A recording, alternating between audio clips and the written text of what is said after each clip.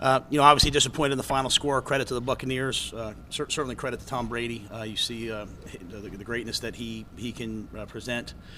Our secondary I thought was excellent for most of the first half. I thought we did a great job defensively until that 2-minute drive.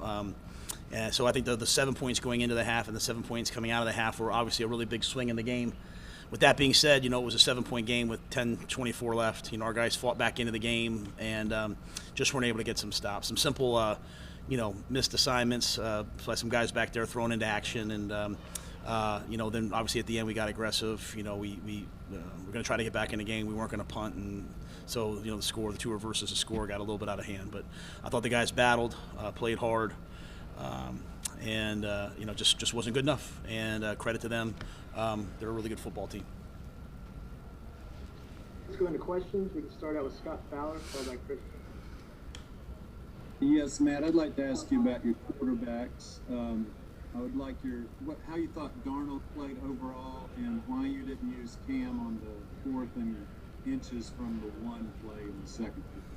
Yeah, the 4th and inches from the 1, that was just a quarterback sneak. Had it been like maybe 4th and 1 where it was going to be like a quarterback power or something that's kind of Cam's specialty. But really 4th and inches, you're figuring that your line's going to knock them back and, Sam's 6'4", that, he'll get the first down. From the field, I thought he got the first down, to be quite honest with you, and just the spot came up short. So, looking back, what I've put Cam in there at that point, just, to me, if it was like a design quarterback run in the gun, putting him out there, made sense. But, Jeff made the call to go quarterback sneak, and I thought it was the right call. And so we went with it. In terms of Sam, I don't know if this is correct or not. It says he's 29 of 42. Obviously, at the end, I thought up until those two turnovers, he had done a lot of good things. He had made some big throws. I thought the throw to Robbie was a big time. Zero blitz guy in his face was as big time a throw as you can make.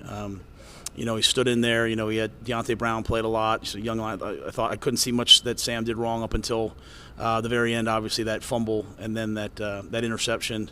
I have to watch the tape to see, if he's expecting Robbie to break it flatter or not. But it was a shame. It was that fumble, then that 4th down stop, then that interception that led to the points and the score looking the way it did. Thank you. Coach, you were pretty aggressive in that first quarter going for those 4th downs. I just wanted to hear the reasoning behind that for you.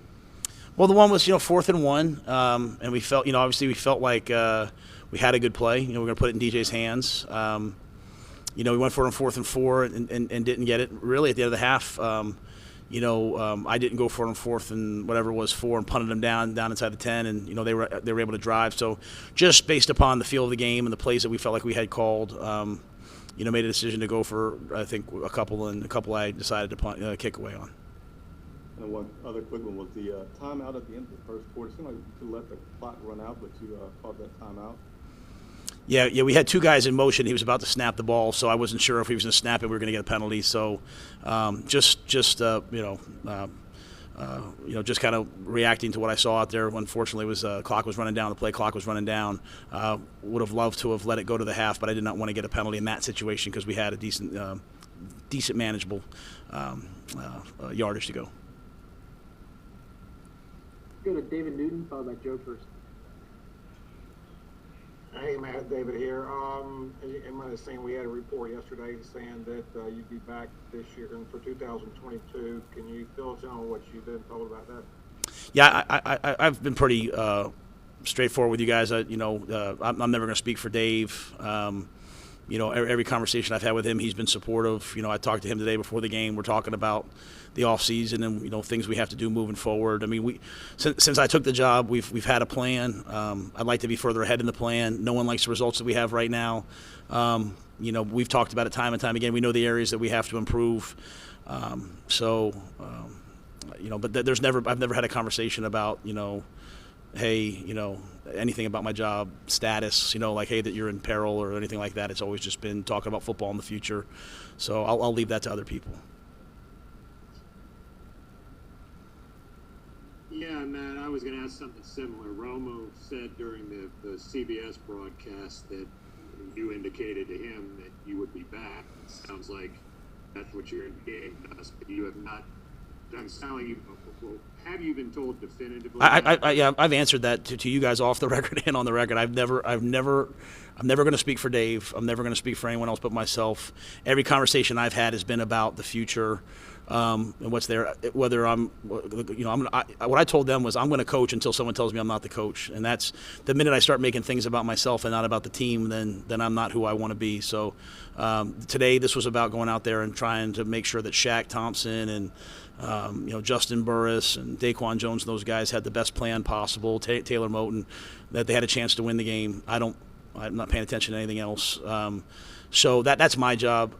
Like I said, I don't speak for anyone else. And every conversation I've had has been simply about the future and the plan and where we are in the plan and what we need to do in free agency and the draft and all those kind of things, which I think are we're at a really important time right now for Carolina to get over the hump. Let's go to Jonathan Alexander, followed by Ellis Williams. Matt, I'm curious, ideally, how would you all obviously have to change things with the offense, maybe looking for offense coordinator. How would you like the offense to look moving forward? Yeah, I mean, I'd like us to have a true identity of being able to run the football and play action and protect the quarterback. And, we have some skill players that are excellent players. So, we're going to go through a process now, with both internal and external candidates. We're going to talk to, kind of like we did in the GM search, we're going to talk to a bunch of people. There's a bunch of really smart people out there from a lot of different places. And, we know what the strategy we want is. We want to be able to control the line of scrimmage and run the football and protect the ball. And, we want to be able to do those things. It's just the tactics for how to do it. I'm going to try to find someone who, can get that done at a high level. There's lots of people who can, but it'll truly be a process. Matt, I'm wondering, what did you learn about your team today? I know you had an opportunity to play some more young guys out there. Dante Brown was out there for some snaps. Just what were your takeaways from what you were able to learn in a game that essentially didn't matter in the win-loss column? Well, Ellis, I think we learned good. We learned a lot of things, right? We saw some good, some bad. Gronk had a bunch of big plays where he's supposed to be covered, and we're just kind of turning them loose. And who exactly that is, I have to go back and look at the tape and hear the communication. But I think we gave up 7, big plays, explosive plays, and that's something that we haven't done. So that obviously not having Jeremy Chin out there, not having Justin Burris really out there, young guys being out there, the communication wasn't at the level that we would obviously like it to be. It looked like. But there's also some good things. C.J. Saunders made some plays. Deontay Brown made some plays. We saw a lot of guys make some plays. And so we'll turn the tape on. I'll watch the tape on the plane. I'll watch it first thing tomorrow morning. I'll see lots of flashes. It looked like, I saw Deontay get edged at the end for a pressure, but, Deontay was in on some of those scoring drives. And so, it was his first chance to play. So there'll be a lot of good. There'll be a lot to learn from.